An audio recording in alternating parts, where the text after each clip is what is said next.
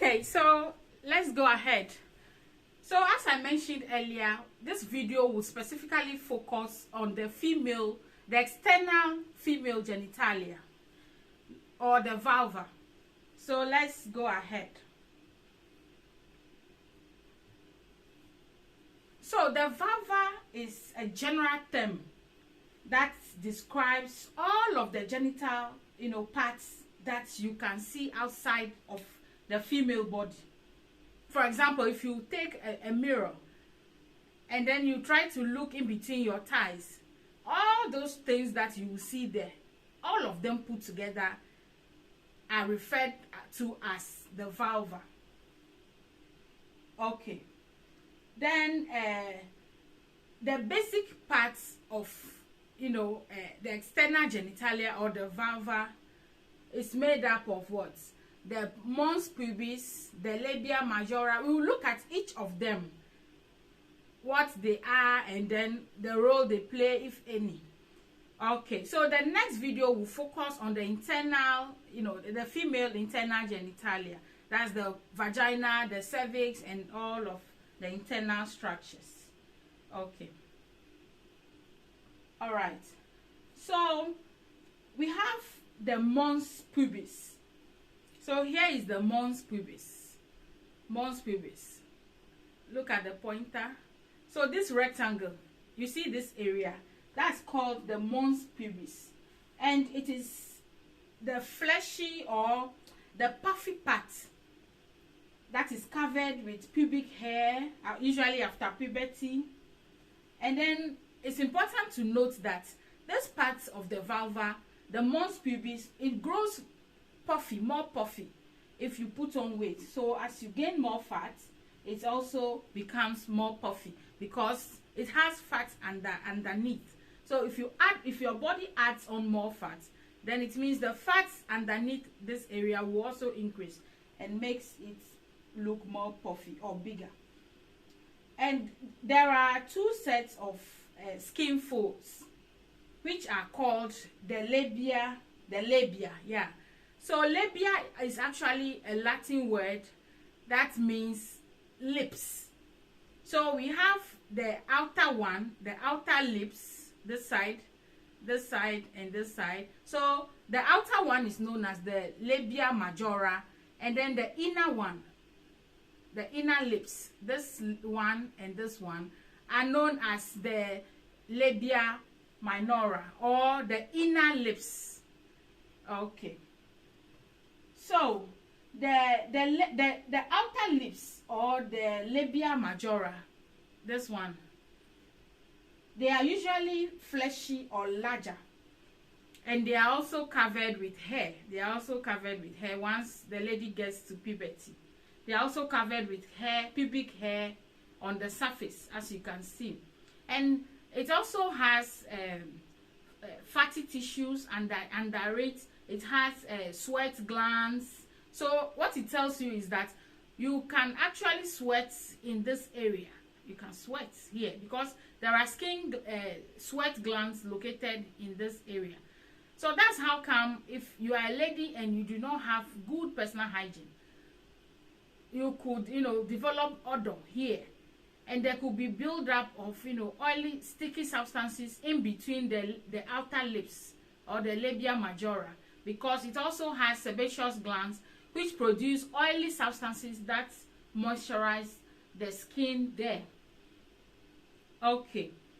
Then the other set of lips or labia, which is known as the inner lips or the labia minora, are located inside the outer lips. So as you can see, these are the inner lips, the pink one, the one that looks pinkish. Yeah, so we have the first one and the second one. Okay, and as you can see, they begin at the clitoris. This is the clitoris. They begin at the clitoris, and then they come down and end just under the vaginal opening, the opening of the vagina. Okay, and as you can see, they are smaller and they do not usually have any hair, or they do not have any hair on them. Okay. Okay, let's talk about the other ones before we move on to the next picture. Before we move on to the next structure, which is the clitoris, it's important to note that the labia minora or the labia majora can be shorter or longer, or can also look wrinkled or smooth in some people. So its appearance is different for every lady or every woman, and they can vary in color from pinkish to brownish black or dark. So the color differs in every woman as well. And then the color of the labia, all these lips, both the outer and the inner lips, it changes as you grow older. And there are some people who have larger labia majora, the outer lips, this side. Some people, their own is very large, and than the pinkish one, the inner one. And some people, the inner one is larger than the outer one. Yeah. So it's also important to note that both this side and the inner one are both sensitive.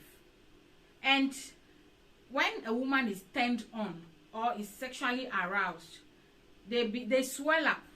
This side, it looks swollen because of increased blood supply to the area due to sexual arousal. It looks, puffy when a woman is turned on. Okay, now let's move on to the clitoris. So here is the clitoris. Okay, and the clitoris is, in fact, here you can only see the tip of the clitoris. Let me emphasize that. What you see here is just the tip. The clitoris actually is bigger than you think. So the tip of the clitoris, what we see here, is also known as the glans. And the clitoris has the same type of tissue, spongy tissue, just as we find in the penis of the male. So this entire tissue becomes filled up with blood when a woman is aroused, and this makes the clitoris to it looks engorged or swollen, and then becomes erect when a woman is turned on. Okay, so it's also important to note that every woman's clitoris has a different size. So the size of the clitoris can be about as tiny as a small pea, or as big as the thumb. Yes, the thumb. You heard me right. It can be as big as the thumb. And then the tip of the clitoris you see here in this picture is just the beginning of the clitoris. So the entire clitoris actually extends inside your body. So it extends backwards and downwards, and can be found, on both sides of the vagina. So you see, it means it extends inside and then downwards. So it can be found on both sides of the vagina. So the clitoris works like the penis because it has the erectile tissues, and it is filled with thousands of nerve endings, which makes it very sensitive. Yeah, so when a woman is aroused, it becomes, swollen, or it becomes filled with blood, and then it gets erect, like the way men get their erection.